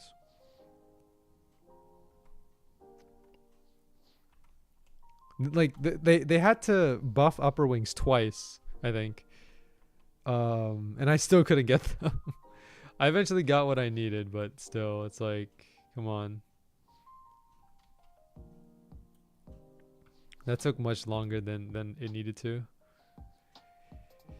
Cause like originally I wasn't planning to get any of the tributes from the Halloween event, but then at some point I looked at my inventory and I saw all the items in there. And I thought to myself, we can actually do this. And then that's what I did. So I saw I had like pretty much a lot of resources that I can make the weapons with. And then once I just put those resources in, you know, I had half the weapons already. Like I had all the sealed versions. So I was like, why don't we just complete the unsealed versions? And so in the last, I think in the last 2 weeks of the event, I grinded to get all the upper wings and lower wings and all the other materials. And we did it. We finished the event in 2 weeks. Which is not that impressive, but still, like, considering my luck, I find that pretty impressive. For me personally.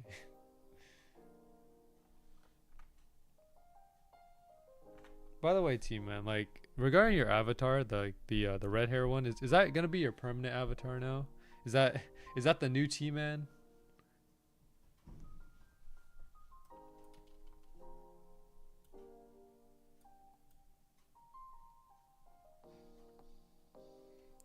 I never have permanent avatars. Yeah, that's fair. Yeah. I already got my next fit planned. Okay.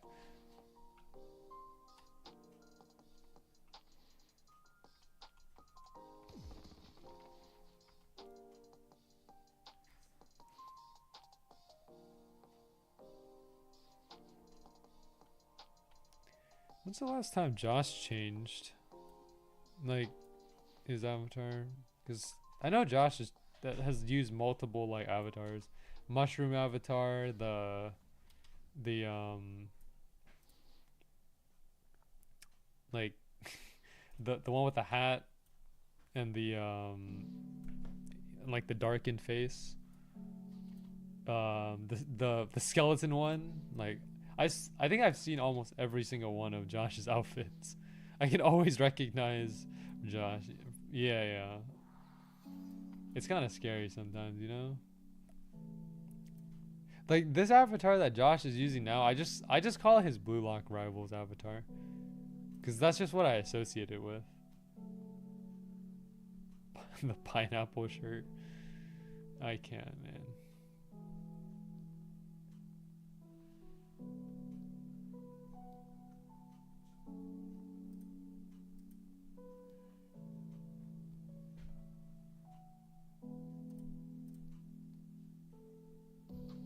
Changed my shirt and pants to peak. It was originally some cloak, but this better. Okay. If you say so.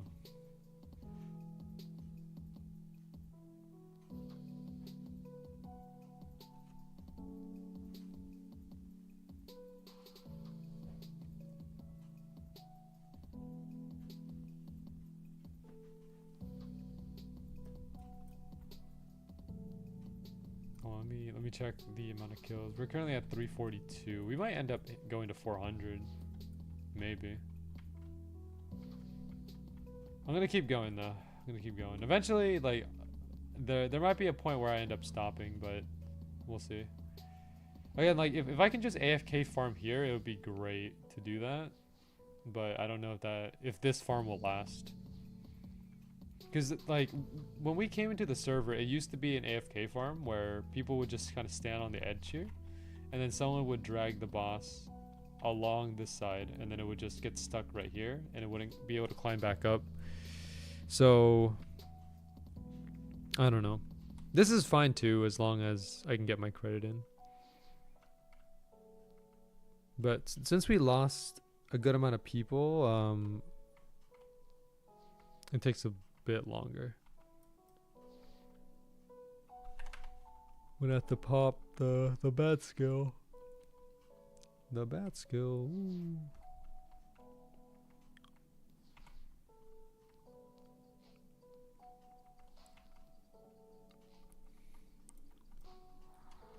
Like, the bat skill is good, but I still hate the fact that, like, it bugs out whenever you turn it off. Because like, there's a 70% chance that whenever I turn off the bat skill, it doesn't turn off. Like, I press my bat skill button and it still keeps going. I have to wait until the cooldown ends before I can turn it off again. Farming legendary in Swordburst 3 is so satisfying. Yeah, the drop chances in Swordburst 3 are much more forgiving than they are in Swordburst 2. Like, Swordburst 3 legendary drop rates are like, what, 1% or something? 5%? 10%? They're very easy to get. Like, you don't have to spend too much time farming.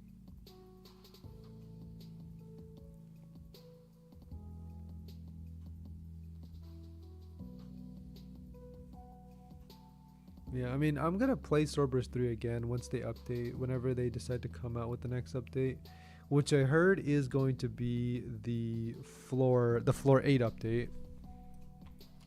Because they released floor 7 a while ago, and then they did the Halloween and the Christmas event, and then I think the floor 8 release is going to be next, so I'm kind of interested in seeing what they have planned for that.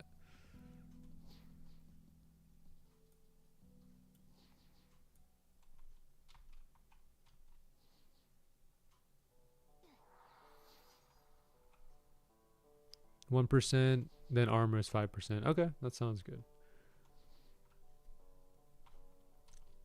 Yeah, like I've gotten the I've gotten the weapon many times. I've gotten the armor many times.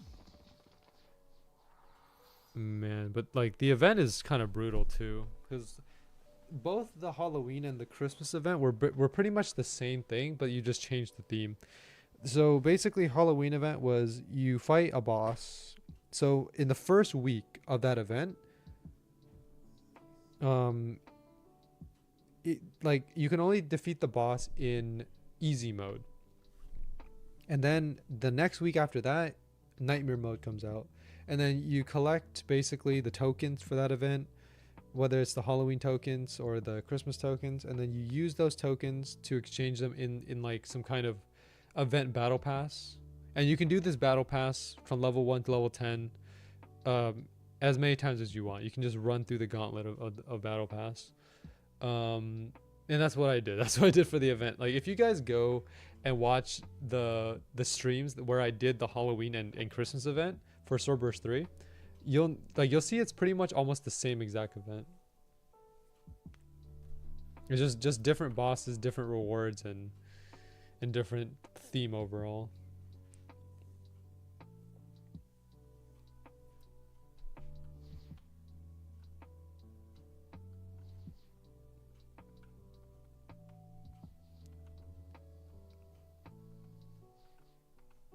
Thing is, like, no one really posts about Swordburst 3 anymore.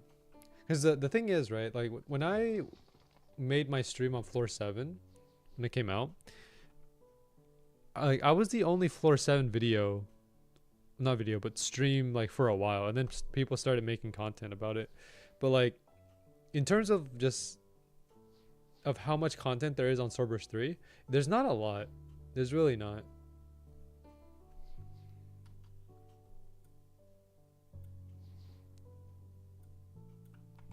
Like, here, let me go on YouTube right now and let me search up Swordburst 3 within like the last month here.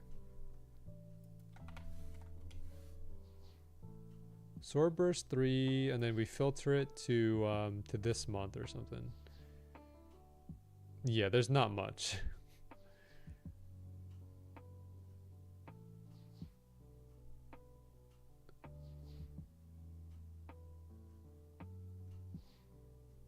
It's just like streams or just random videos, but like nothing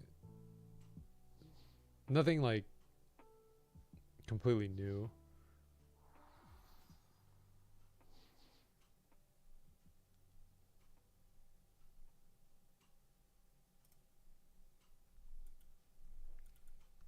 Well, you know, I guess that's just kind of how it is.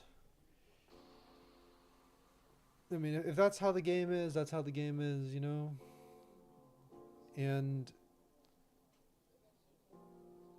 there, I mean, I remember like the Swordburst 3 server, the Discord server had so many like starboards. Like the starboard is basically where like people would give their suggestions for the game, and like some of these suggestions were pretty good, but they never got implemented. And I just don't know. Maybe that's what killed off the game. It's like I have to give up my passing ways because my team can't score. You know what, Josh? I'll be there in a bit. I'll be there. I'll be there in a bit, and then you can pass to me. Or you know what? Matter of fact, I'll pass. We'll do a 1-2 play. You can pass to me, and then I'll pass it back to you. Sounds like he needs a hero. Uh-oh.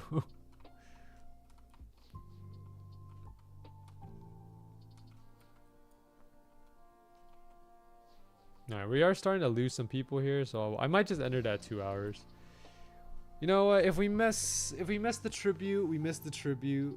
That's okay. You know, I think at this point, I don't really care too much anymore. I used to like be very adamant about collecting all of the stuff in every Swordburst 2 event, but I don't know, man.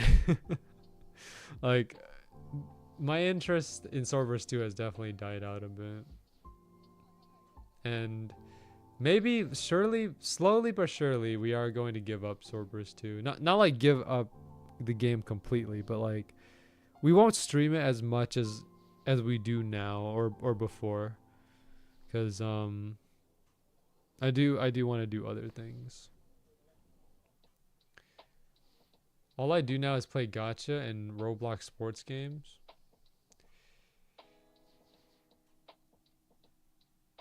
T-Man, have you watched Kuroko no Basket at all?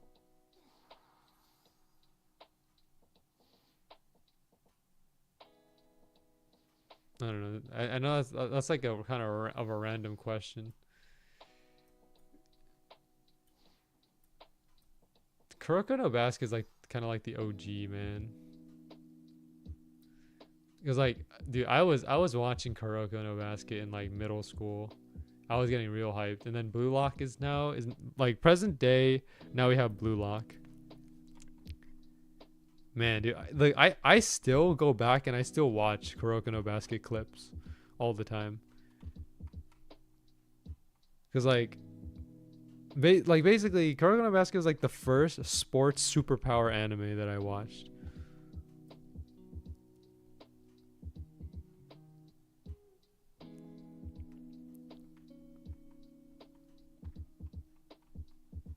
I don't know. If you're interested, T-Man, you should give it a shot. There's 3 seasons. I don't know if you want to watch all 3. At least watch some of the first season. And then if it's not your thing, then you can just drop it.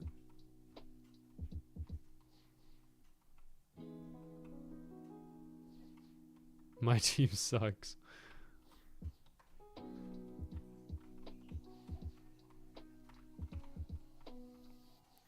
Oh, yo, he's gonna push me out of the map.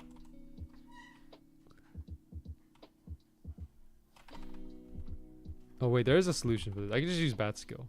Bat skill will allow me to escape. Haha.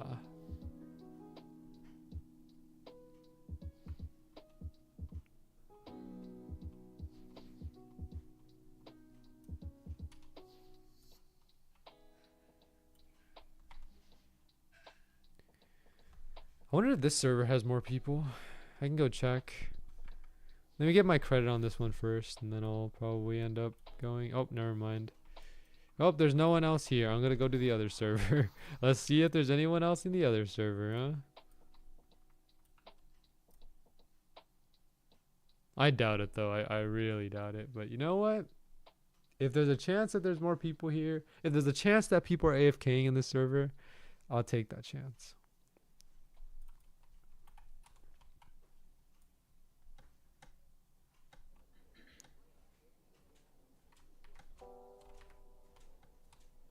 Oh, yo, look, dude, look how many people are here, man. What a good choice.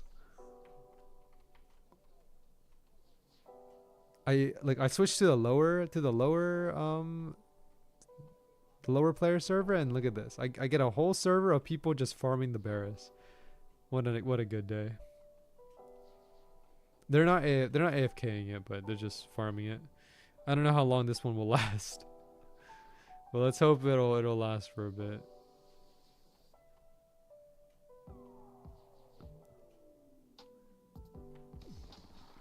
Yeah, after this I'm gonna go back to to Helmfort to farm the rekindled. Just because I need more Vel right now. I'm trying to get up to 80 million Vel. 80 or 85. Whoa, that was alright. Dude, my world just kinda crumbled there for a second. Had a flashback. I don't know if you guys saw that that black and white effect, but that was kinda nuts.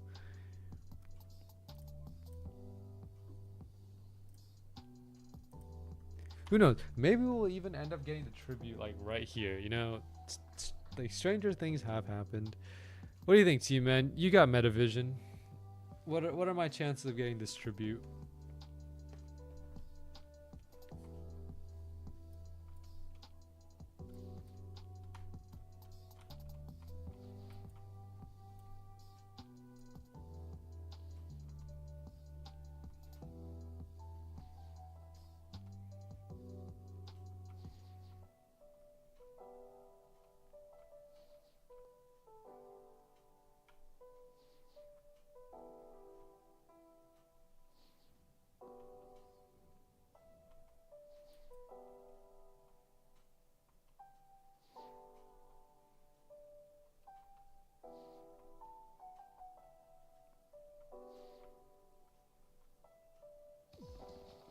Okay, good freeze.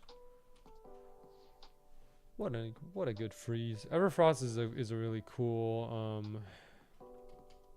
Everfrost is very useful. I would go to Eternal Garden right now because I do want Spirit Blossom, because I mean it kind of goes with my theme, with my whole theme here. But I mean, I need the Vel. I just need the Vel. We're at 53 million right now. I just need another 27 million, which I can probably get if I just farm the rest of the day. Maybe. I don't know. But yeah, I think we'll probably just give it up in 5 minutes here. It's fine. We participated in the event. We didn't finish, but it's okay. And I feel like any event that involves a tribute, it's over for me. There's no chance I'm gonna finish. I mean, there was the Halloween event, but still, any event that has a tribute, it's not gonna happen. No chance, no shot.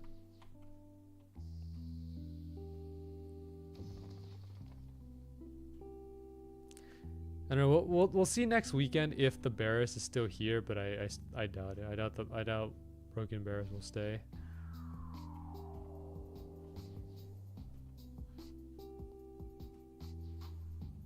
Okay, if If boost was allowed to be used in Arcadia, I would be farming Broken Bearus a lot more. But because the boost is paused, I don't think it works here. I don't think it does.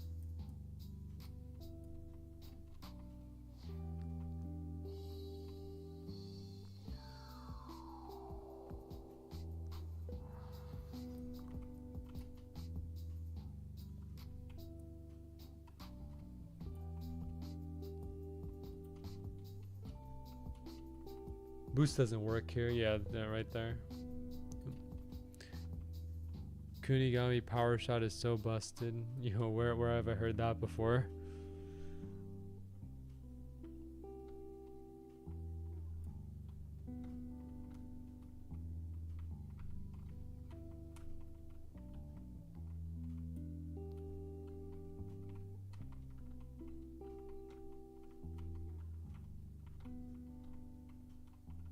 It's so unfair to use, but it's so funny.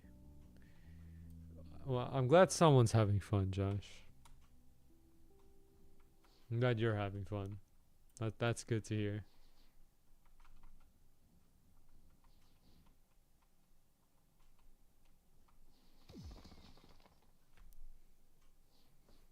Alright, I think we have time for about 2 more Broken Bearus, and then we'll call it a stream. 2 more.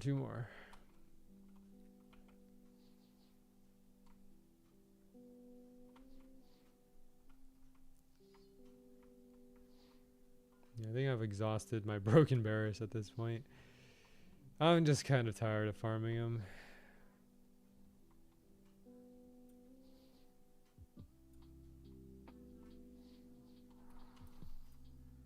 But who knows? You know, we could end up getting the tribute at the very last moment. And wouldn't that be amazing? 2 more. 2 more.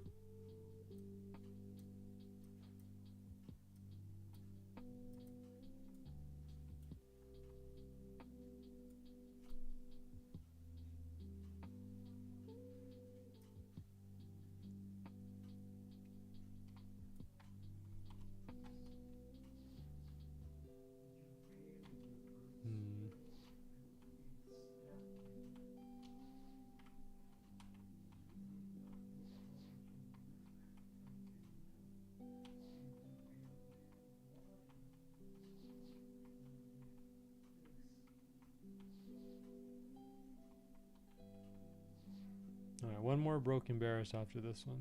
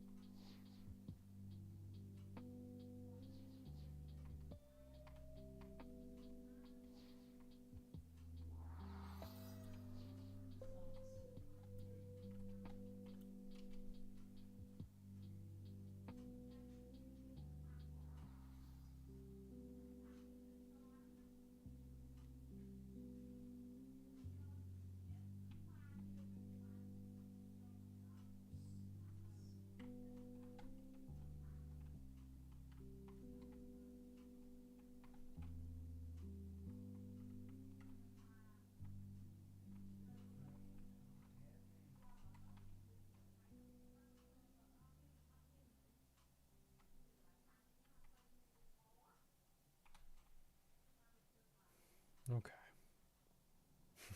I know it's gotten a bit quiet here just because, like, this is the sound of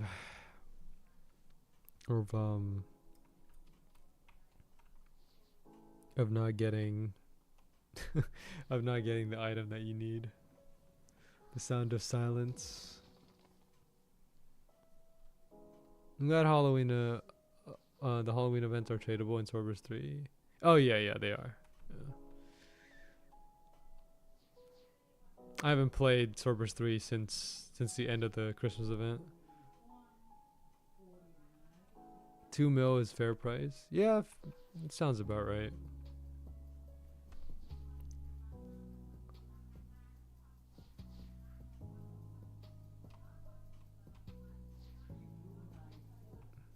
Imagine we got tribute here. No way, right? No way tribute is gonna drop right here, right? No. Alright guys, well, I'm gonna head back to Helmfirth, but if you guys enjoyed today's stream, make sure to like, comment, and subscribe. If you want to see some more Swordburst 2 or you have any other games you want me to play, make sure to let me know in the comment section, the live chat, or the Discord server. I'll be back next Saturday with something else. Oh, actually, I know what I'm going to stream next Saturday. The Roblox event is coming out. I don't know if you guys have heard of it. The Roblox Hunt Mega Edition. I'm going to be streaming that next Saturday. For sure. So you can tune into that if you want to see me grind through some games. We're just going to be going through a bunch of different Roblox games, just completing the quests and everything. So yeah, that'll be for next Saturday and Sunday as well. So yeah, if you're interested, just come by. You can even join in and play along with me as well. But just be wary that I'll probably be switching games pretty often. So yeah. But yeah, other than that, thanks for tuning in. Hope you guys enjoyed, and I'll catch everyone next Saturday. Remember guys, yeah, be good people. Spread love, not hate, and good luck on your farming drops. Yeah. Alright, I'm done.